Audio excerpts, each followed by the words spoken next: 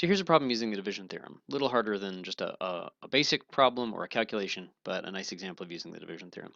And a nice little result. So the goal is to prove that given any integer n, the integer n squared can be written as 3k or 3k plus 1 for some integer k. You might think that's a typo. You might think, well, shouldn't it say it can be written as 3k, in other words, remainder 0 when divided by 3, or 3k plus 1, remainder 1 when divided by 3, or 3k plus 2, remainder 2 when divided by 3. If that's what we wrote, there would be nothing to prove because that would just be the division theorem applied to this integer. And in fact, what we're saying is that there's something a little special. In other words, you're not going to get a remainder 2. So let's just say equivalently, we claim that getting remainder 2 when divided by 3 is impossible. And this is exactly the kind of thing where he's going to be really interested in, starting in chapter 7, with modular arithmetic, what kinds of remainders can you get or not get in certain situations. Okay, so let's do a little experimentation. So I've got just a few integers n, and I've gone ahead and written down n squared, and I've given a couple examples, I'll do the rest in a second, of which type n squared is. Is it 3k? Is it 3k plus 1? Or is it actually 3k plus 2? And maybe this is just a wrong statement. Okay, so for 0, of course, is divisible by 3. 1 gives you remainder 1 when divisible by 3. 4 is going to give you remainder 1. 9 gives you remainder 0, so it's a 3k. 16 gives you remainder 1. 25 gives you remainder 1, and 36 gives you remainder 0. Okay, so far, we're not seeing 3k plus 2. I left a little space up here because, oh, this is supposed to be any integer.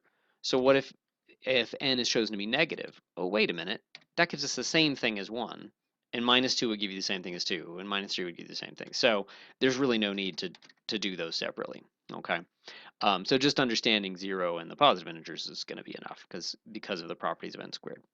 Okay, so I left a column here as well, because the way we're going to attack this is we're going to say, well, why don't we ask what remainder you get when you just do n first? So let's actually ask which type is n.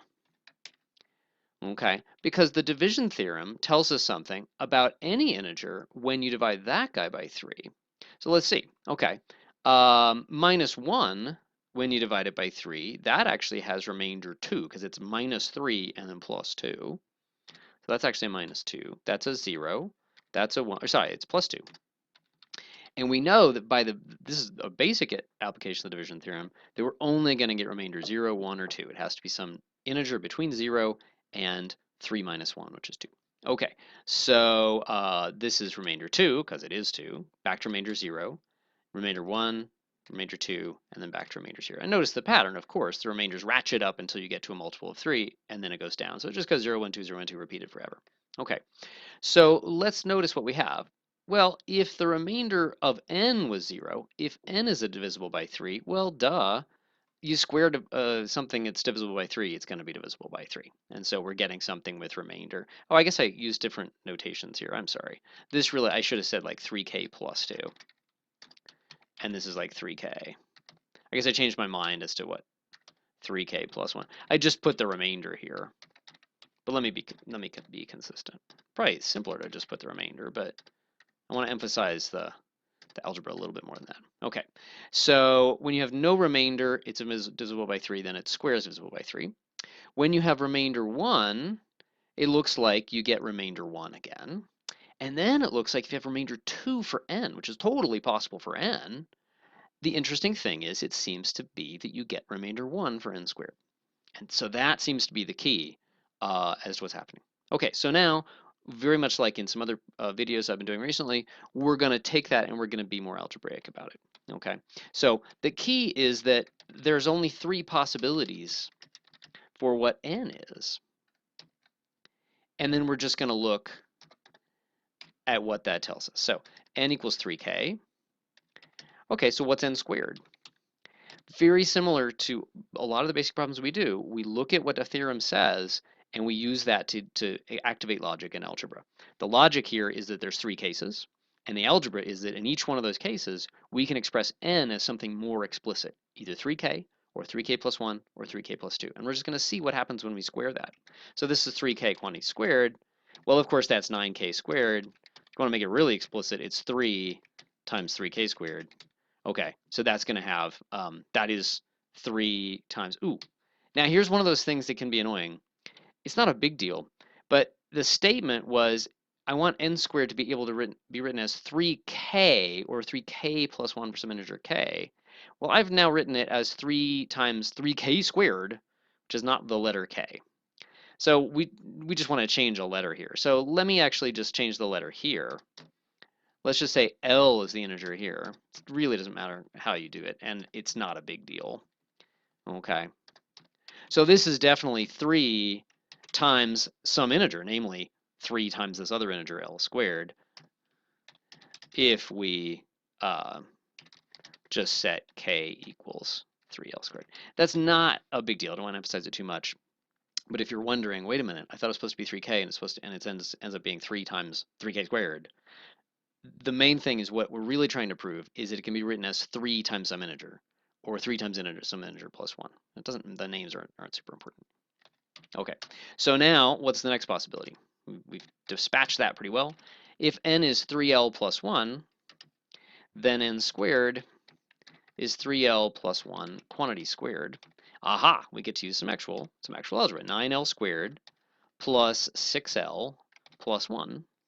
Hey, we can factor a 3 out of two parts of that. And here's why we're motivated to do that. We know what the answer is supposed to be. From our experiments, we know this is supposed to be able to written as 3k plus 1. Yeah, it totally can be if we just set the k to be, hey, you know what? That's 3l squared plus 2l, because that's what you get when you factor that out. Okay, cool. So we're on a roll, but the more interesting one was the possibility that the division theorem does allow for n didn't show up as a possibility for n squared, and let's see why that's true. We're going to get a much slicker way to prove statements like this eventually, but they really depend on a good understanding of exactly this stuff we're doing here, so this is not wasted effort by any means. Whoops. Talking and writing at the same time. Okay, so 2 times 3 times 2 is 12L plus 4. Okay, now let me do this one real carefully. Let's see, I can factor a 3 out of the first stuff. 3L squared plus 4L. But then we got a plus 4. Oh, but wait a minute. We never have to write something as 3 times an integer plus 4. We can take a 3 out of that. And I'm going to just go ahead and move that. Let me do it in 2 steps. Plus 3 plus 1. Oh, okay, I'm going to put that 3 in with the rest of it. And that's going to be 3 times the quantity 3L squared plus 4L plus 1. Aha, plus an extra 1. Yay, which is indeed 3K. Yeah, I'm just going off the screen here. It's crazy. Okay. Which is of the form 3K plus 1 if we just set K happens to be basically the quotient. What we're discovering is the quotient when you divide this by 3 is 3 times the original quotient you had when you were just analyzing L squared plus 4L plus 1. Okay. That particular formula really isn't that interesting to us. Just the fact that there is some number that we can write n squared as 3 times that number plus 1, that's all we really needed. But in the midst of the proof, this is an explicit thing saying, okay, we don't know, just know for some weird abstract reason that there is some k. I got a formula for it. And so this is the quotient of n when divided by 3 in terms of, hey, what was the quotient? That's n squared divided by 3, sorry. In terms of the quotient when you divided n by 3.